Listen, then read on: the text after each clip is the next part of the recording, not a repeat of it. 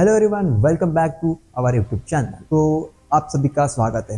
तो हमारे चैनल पर आपको यहाँ पे सबसे लेटेस्ट न्यूज़ और मार्केट की सारी जानकारी मिलती है और आपके इन्वेस्टमेंट को बेहतर हम बना सकते हैं और हम बनाते हैं। तो आज हम बात करेंगे एक ऐसे ही आईपीओ के बारे में जिसका नाम है स्टालिन इंडिया फार्मास्यूटिकल। तो ये आईपीओ के बारे में हम प्रॉपरली पूरा आपका आईपीओ पोर्टफोलियो कैसा होना चाहिए, फंडामेंटल एनालिसिस, टेक्निकल एनालिसिस हम पूरी इस वीडियो में डिटेल में देखेंगे। तो सबसे पहले हम ये जानेंगे कि कंपनी करती क्या है। तो ये कंपनी एक फ्लोरो आधारित स्पेशलिस्ट केमिकल्स बनाती है जिसका इस्तेमाल कई महत्वपूर्ण इंडस्ट्रीज में होता है, जैसे कि इलेक्ट्रॉनिक इंडस्ट्री में सेमीकंडक्टर और बैटरी बनाने का उपयोग होता है। उसके बाद ये कंपनी फार्मास्यूटिकल इंडस्ट्री में भी अपनी दवाई बनाने के लिए एक एडवांस केमिकल की तरह काम करती है। ये आपके लिए बहुत बड़ा होगा क्योंकि फार्मा इंडस्ट्री धीरे धीरे अपनी ग्रोथ मार्केट में दिखा रही है। उसके बाद आता है बेस्ट और सबसे बड़ा सेक्टर, वो है एग्रीकल्चर। अब एग्रीकल्चर सेक्टर में पेस्टिसाइड और फर्टिलाइजर्स के लिए इस केमिकल का उपयोग किया जाता है। आप समझ सकते हो कि इसका आने वाला जो आईपीओ है, उसकी जो प्राइस बैंड है, उसका जो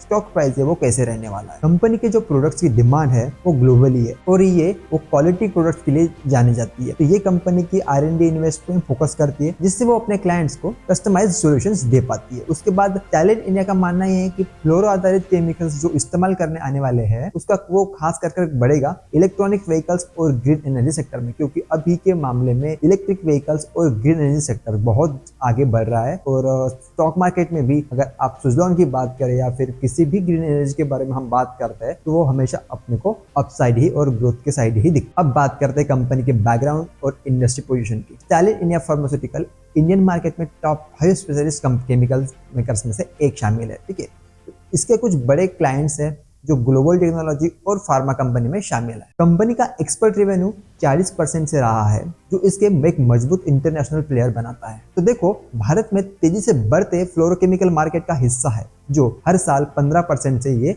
अपना CAGR रिपोर्ट ग्रो कर रहा है। अगर हम अभी इस कंपनी का फाइनेंशियल और ग्रोथ पोटेंशियल देखें तो वो कैसा है। ठीक है, तो पिछले हम 3 साल की रेवेन्यू रिपोर्ट और रेवेन्यू ग्रोथ और नेट मार्जिन प्रॉफिट कैसा रहा है वो सब देखने वाले हैं। तो FY21 में इस कंपनी ने 1200 करोड़ का रेवेन्यू किया और 1500 करोड़ का उनका नेट प्रॉफिट रहा, वो कि काफ़ी अच्छा है। उसके बाद फाइनेंशियल ईयर 2022 में जब 1600 करोड़ का उन्होंने रेवेन्यू किया तो उन्होंने 250 करोड़ का नेट प्रॉफिट किया, क्योंकि ये हर साल प्रॉफिट और नेट रेवेन्यू बढ़ते जा रहा है। उसके बाद FY2023 में 2000 करोड़ का उन्होंने रेवेन्यू किया और 320 करोड़ का उनका नेट प्रॉफिट रहा। तो इससे हमें ये पता चलता है कि कंपनी ग्रोइंग फेज में है और इसका जो आने वाला आईपीओ है उसके प्राइस बैंड भी बहुत अच्छी है और ये आपका प्रॉफिट में भी रहेगा। इस फाइनेंशियल नंबर से आप इमेजिन कर सकते हो। तो ये कंपनी में प्रॉफिट हर साल 25 से 30% का ग्रोथ दिखा रहा है। लेकिन दोस्तों, ध्यान देना जरूरी है कि इस सेक्टर में जो रॉ मटेरियल कॉस्ट है और रेगुलेटरी कंप्लायंसेस है वो बड़े सेक्टर्स हैं। तो चलिए अब आईपीओ के डिटेल्स पर नजर डालते हैं कि आईपीओ कैसा रहने वाला है। तो आईपीओ का साइज उन्होंने रखा है 1500 करोड़ का, जो भी काफ़ी अच्छा है। ठीक है, तो प्राइस बैंड में ये आपको आईपीओ ओपन होगा 450 से 470 के बीच, मतलब आपको 450 या 470 में पर शेयर आपको मिलेगा। मतलब ये आपको करीब 14,000 में एक लॉट आपको मिलेगा। तो लॉट साइज 30 शेयर्स का एक लॉट साइज है। इसके बाद ये आपको इशू होगा 16 जनवरी को।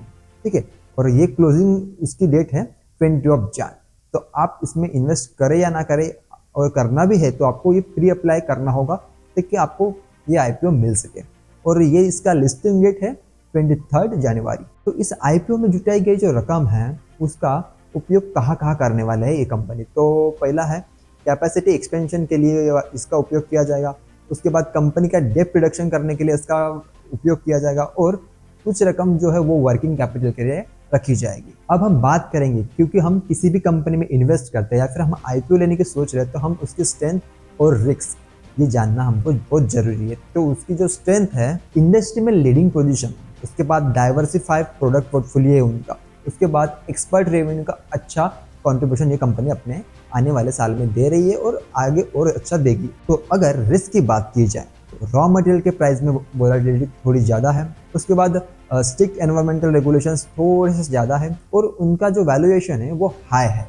तो एक बार कंपनी वैल्यूएशन पे भी नजर डाल लेते हैं कि उनका कंपनी वैल्यूएशन कैसा है। तो कंपनी का प्राइस अर्निंग रेशियो, जिसे हम पीई रेशियो कहते हैं, वो 45% से इंडस्ट्री एवरेज पे थोड़ा ज्यादा है। अगर आप डिफेंसिव इन्वेस्टमेंट पसंद करते हैं तो ये थोड़ा महंगा लग सकता है, लेकिन अगर आप ग्रोथ स्टोरीज पे भरोसा करते हो, वैल्यूएशन जस्टिफाइज हो सकता है, तो ये आपके लिए अच्छा है। तो दोस्तों, अब सवाल ये है, क्या आप स्टाइलिन इंडिया फ्यूरोकेमिकल्स आईपीओ में इन्वेस्ट करना चाहते हो या नहीं? क्या आपको करना चाहिए या नहीं? अगर आप लॉन्ग टर्म ग्रोथ तलाश कर रहे हो और आगे आने वाले 5 से 10 साल तक या फिर 5 से कम 8 साल का आपको अच्छा ग्रोथ चाहिए, अच्छा प्रॉफिट चाहिए, तो ये आईपीओ, ये स्टॉक्स आपके लिए बहुत बढ़िया है, क्योंकि इस आईपीओ में आने वाले, और ये स्टॉक जब लिस्टेड हो जाएगा आने वाले कुछ सालों में, ये बूम कर जाएगा। तो अगर लेकिन आप शॉर्ट टर्म प्रॉफिट चाहते हो कि नहीं मुझे सिर्फ आईपीओ खरीदना है और बेचना है, तो आईपीओ का सब्सक्रिप्शन डेटा आपको देखना पड़ेगा। जब आईपीओ आना शुरू होगा तो उसका जीएमपी कितना चल रहा है, ये सब आपको देखने के बाद ही आप आईपीओ लेने का सोचना, इफ आप अगर शॉर्ट टर्म प्रॉफिट चाहते हो। तो मैं उम्मीद करता हूँ कि मेरी इस एनालिसिस से आपको काफी मदद मिली होगी। अगर आपको ये वीडियो पसंद आया तो लाइक करना बिल्कुल भी मत भूलिए। तो हमें कमेंट करके आप ये बताइए कि इस आईपीओ में आप इन्वेस्ट करने वाले हो या नहीं। तो चैनल को सब्सक्राइब कर देना और बेल आइकन को दबाना, ताकि आपको हमारे आने वाले हर वीडियोस की अपडेट मिलती रही। तो thank you so much. Keep like, share and subscribe and happy investing.